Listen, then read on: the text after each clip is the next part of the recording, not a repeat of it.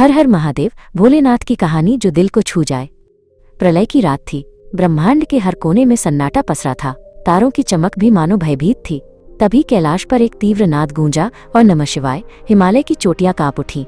महाकाल अपने ध्यान से जागे। उनकी जटाओं से गंगा प्रकट हुई जो सृष्टि को पुनः जीवन देने निकली। यही वो क्षण था जब ब्रह्मांड ने फिर से सांस ली। शिव की तीसरी आंख मंद मंद जल रही थी। उस अग्नि में सृष्टि का रहस्य छिपा था, विनाश और सृजन एक ही श्वास में। पार्वती ने देखा, उनके नेत्रों में ब्रह्मांड का पूरा इतिहास तैर रहा है। उन्होंने धीरे से कहा, स्वामी, यह अग्नि किसके लिए? शिव मुस्कुराए, यह अग्नि अहंकार के लिए है, न कि जीव के लिए। देवता और असुर दोनों शिव की महिमा से भयभीत भी थे और आकर्षित भी। जब ब्रह्मांड असंतुलित होता तो सभी कैलाश की ओर देखते। शिव मौन रहते, क्योंकि उनके लिए मौन ही मंत्र था। कहते हैं, उनके एक श्वास से वायु उत्पन्न होती और उनके एक संकल्प से समय। एक बार त्रिपुरासुर ने 3 लोकों पर अधिकार कर लिया। देवता असहाय थे, तब उन्होंने शिव से प्रार्थना की। शिव ने अपने धनुष को उठाया और एक ही बाण से त्रिपुर का नाश किया। उस क्षण आकाश में ज्योतिर्मय प्रकाश फैला और सबने देखा कि विनाश भी सुंदर हो सकता है जब वो धर्म की रक्षा के लिए हो। शिव का रुद्र रूप क्रोध नहीं, न्याय का प्रतीक था। जब वे नृत्य करते तो दिशाएं थरथरा जाती। उनका तांडव विनाश का नहीं, संतुलन का संदेश देता था। वे बोले, जो अहंकारी है उसका अंत निश्चित है, लेकिन जो सत्य में स्थित है वो कभी नहीं मिटता। एक बार पार्वती ने शिव से पूछा, आप ध्यान में क्या देखते हैं? शिव बोले, मैं उस ब्रह्म को देखता हूँ जो सब में है, जो मुझ में भी है, तुम में भी और उस पत्थर में भी। पार्वती मुस्कुराई, तो क्या आप स्वयं को भी पूजते हैं? शिव ने उत्तर दिया, जब कोई स्वयं को पहचान ले वही पूजा का सच्चा अर्थ है। कैलाश की शीतल वायु में एक बार एक असुर आया, बाणासुर। उसने शिव से युद्ध की इच्छा जताई। शिव ने कहा, युद्ध से पहले अपने भीतर के भय से लड़। बाणासुर बोला, मैं निडर हूँ। शिव ने मुस्कुराकर कहा, तो स्वयं से युद्ध करो। वो मौन हो गया। तभी उसे समझ आया, शिव शत्रु नहीं, शिक्षक हैं। रावण ने भी एक बार शिव को प्रसन्न करने के लिए कठोर तप किया। उसने अपना सिर एक एक कर अर्पित किया। जब 9वां सिर काटने वाला था, शिव प्रकट हुए। बोले, रावण, तेरा अहंकार तेरा सबसे बड़ा शत्रु है। मैं तेरी भक्ति से प्रसन्न हूँ, पर याद रख, शक्ति तभी पवित्र है जब उसका उपयोग धर्म के लिए हो।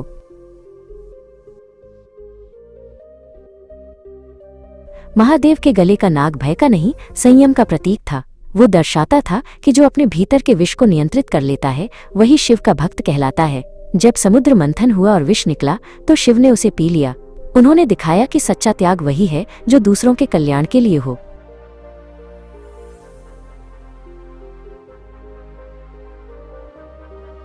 शिव की आंखों में करुणा और क्रोध दोनों बसे हैं। वे वही हैं जो भूतों के साथ बैठते हैं और वही जो देवताओं के स्वामी हैं। उनकी ये द्वैतता हमें सिखाती है कि सृष्टि में कोई अपवित्र नहीं, बस दृष्टि पवित्र होनी चाहिए। यही कारण है कि वे भोलेनाथ कहलाते हैं, सरल, सहज, निष्पाप।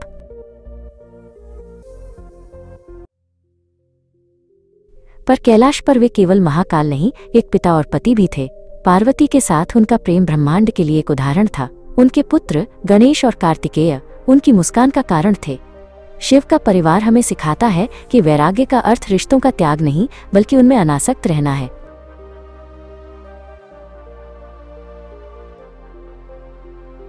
एक दिन पार्वती ने अपने उपटन से एक बालक बनाया और उसमें प्राण डाल दिए। उन्होंने उसे द्वार पर पहरा देने को कहा।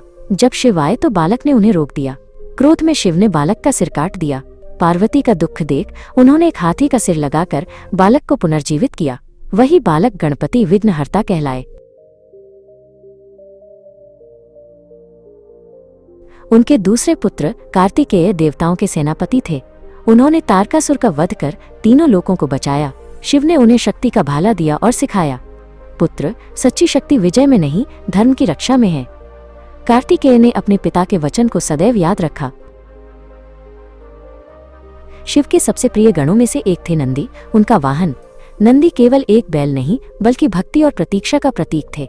वे सदैव शिव के सामने बैठते, उनकी आंखों में देखते, बिना कुछ कहे, बिना कुछ मांगे। उनकी मौन भक्ति हमें सिखाती है कि ईश्वर को पाने के लिए शब्दों की नहीं, श्रद्धा की आवश्यकता होती है।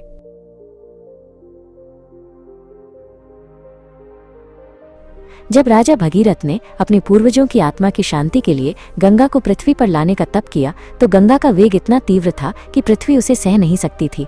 तब भगीरथ ने शिव से प्रार्थना की, शिव ने अपनी जटाएं खोल दी और गंगा के प्रचंड वेग को उनमें धारण कर लिया ताकि पृथ्वी पर जीवन का अमृत धीरे धीरे बहे।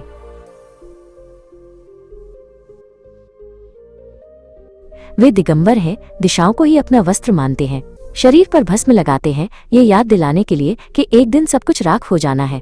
वे बाघ की खाल पर बैठते हैं, जो इच्छाओं पर विजय का प्रतीक है।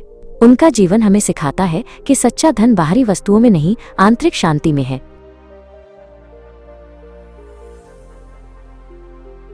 एक शिकारी था जो अनजाने में शिव की पूजा करता था। वो शिवलिंग पर मांस चढ़ाता और अपने मुंह से जल लाकर अभिषेक करता। जब पुजारी ने ये देखा तो उसे घृणा हुई, पर शिव प्रकट हुए और बोले, मुझे आडंबर नहीं, भाव प्रिय है। इस शिकारी की भक्ति तुम्हारे मंत्रों से अधिक सच्ची है।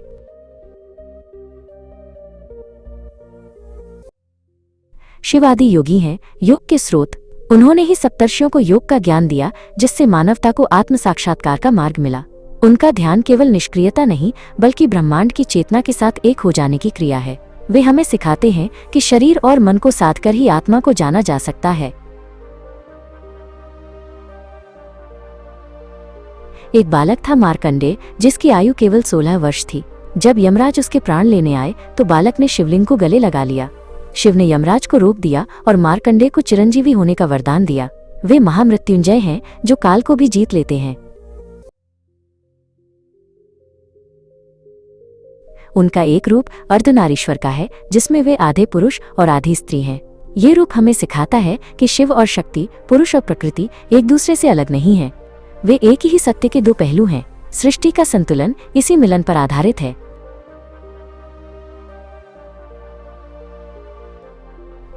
जब दक्ष के यज्ञ में सती ने अपने पति का अपमान न सह पाने के कारण स्वयं को योगाग्नि में भस्म कर दिया, तो शिव का दुख प्रलय बन गया। वे सती के मृत शरीर को उठाकर पूरे ब्रह्मांड में भटकने लगे। उनका ये विलाप प्रेम की उस गहराई को दिखाता है जहां योगी भी भावुक हो जाता है। सती के वियोग में शिव एक गहरे ध्यान में चले गए। संसार से उनका मोह भंग हो गया। देवता चिंतित हो उठे, क्योंकि शिव के बिना ब्रह्मांड का संतुलन बिगड़ रहा था। वे एक ऐसे वैरागी बन गए जिनकी तपस्या की अग्नि से तीनों लोग कांप रहे थे।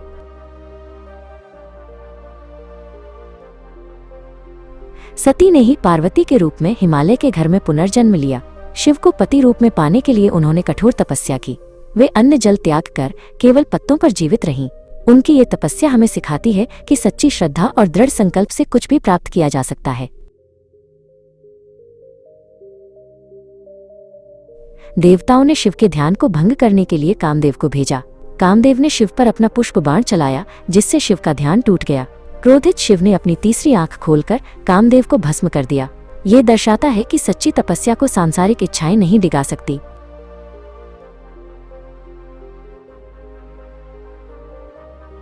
अंततः पार्वती की भक्ति ने शिव के वैराग्य को तोड़ दिया। उन्होंने पार्वती को अपनी पत्नी के रूप में स्वीकार किया। उनका विवाह ब्रह्मांड का सबसे बड़ा उत्सव था। शिव और शक्ति का ये मिलन सृष्टि के संतुलन और प्रेम की शाश्वत विजय का प्रतीक है। वे भोलेनाथ हैं, जो भक्ति से सहज ही प्रसन्न हो जाते हैं। ओम नमः शिवाय।